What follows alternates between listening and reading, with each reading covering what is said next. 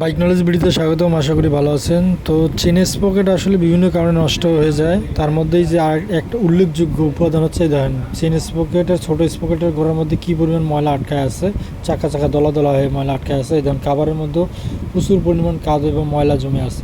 এটা দীর্ঘদিন পরিষ্কার না করার কারণে কিন্তু এই ধরনের ময়লা থাকার কারণে কি হয়, আপনার স্পকেটটা এবং চেনটা খুব দ্রুত নষ্ট হয়ে যায়।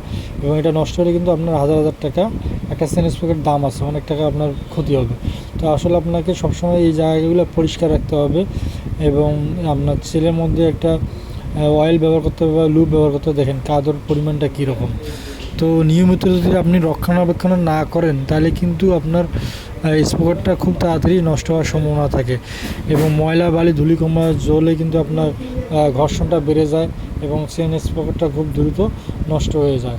সেক্ষেত্রে আপনাকে এই জায়গাটা অবশ্যই পরিষ্কার রাখতে হবে এবং চেনের মধ্যে অয়েল ব্যবহার করতে হবে এবং 3,000-5,000 কিলোমিটার পর পর এই যে এখানে দেখতে পাচ্ছেন একটা চেন লক, এই চেন লকটা পরিবর্তন করতে হবে। আপনি যদি এটা ঠিক না রাখেন তাহলে কিন্তু চেন থেকে কটকট আওয়াজ আসবে এবং আপনাকে রাইড করতে খুব খারাপ অনুভব হবে। তো ভিডিওটি ভালো লাগলে অবশ্যই শেয়ার করবেন। ধন্যবাদ।